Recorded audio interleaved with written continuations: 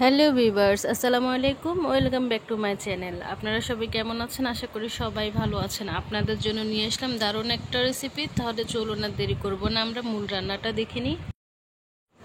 নিয়ে নিলাম বাটি, দিয়ে দিব 1.5 কাপ আটা বা ময়দা, দিয়ে দিব সামান্য পরিমাণ লবণ। এখন একটু মিক্স করে নিব। দিয়ে দিব 1.5 চামচ ইস্ট। আমি স্বপ্ন ব্র্যান্ডের ইস্ট নিয়েছি, আপনারা যে কোনো ইস্ট নিতে পারেন। এখন ভালো করে হাতের সাহায্যে ইস্ট মিক্স করে নিব। এখন হালকা কুসুম গরম পানি দিয়ে আমরা ডোটা রেডি করে নিব।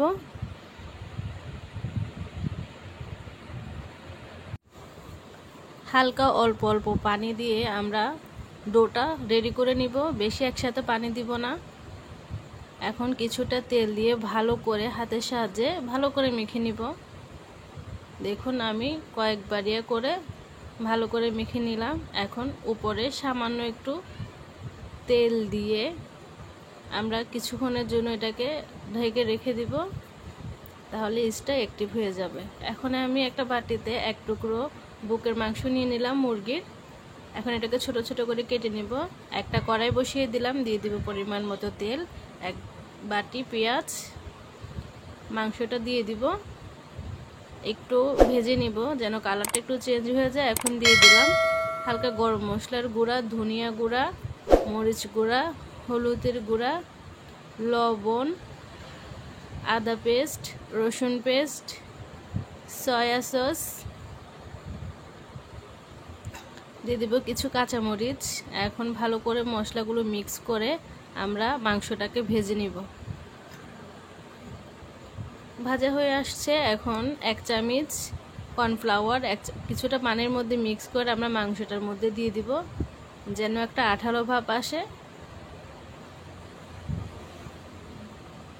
কর্নফ্লাওয়ার পানিটা দিয়ে ভালো করে রান্না করে নিলাম। এখন আমি এটাকে অ্যাকসেপ্ট করে, দেখুন আমাদের ডোটা অনেকটা ফুলে গেছে, বেশিক্ষণ কিন্তু আমরা রেস্টে রাখি নাই। এখন ভালো করে হাতের সাহায্যে আরও কিছুক্ষণ মেখে নিব।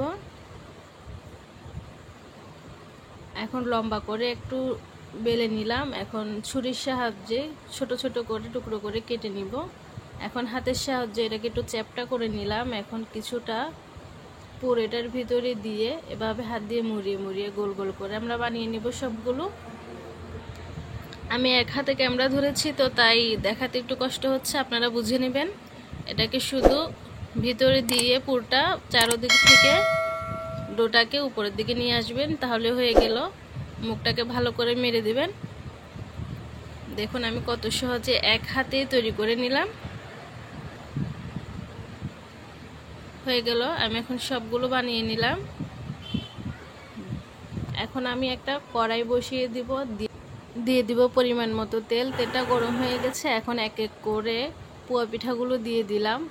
এখন ভেজে নেওয়ার পালা। শুধু এপাশ ওপাশ করে 10-15 মিনিট আমরা হালকা আছে ভেজে নিব। একবারে 5টা-6টা দিয়ে ভেজে নিলাম। এখন আমি এগুলো উঠিয়ে নিয়ে আরেকবার আর যেগুলো বাকি ছিল সেগুলো দিয়ে দিলাম। এখন এগুলো ভাজা হয়ে গেছে, উঠিয়ে নিব। দেখুন সবগুলা ভাজা শেষ। আমি আপনাদেরকে একটু ভেঙে দেখাচ্ছি। দেখুন ভিতরটা কতটা ইয়াম্মি দেখাচ্ছে, উপরটাও নরম, খেতেও অনেকটা মজা। আপনাদের যদি আমার ভিডিও ভালো লাগে অবশ্যই আপনারা বাসায় ট্রাই করবেন। আর আমার চ্যানেলটি অবশ্যই সাবস্ক্রাইব করে দিবেন, লাইক শেয়ার করে দিবেন। আজকের জন্য আল্লাহ হাফিজ। দেখা হবে পরবর্তীতে নতুন অন্য কোনো রেসিপি নিয়ে।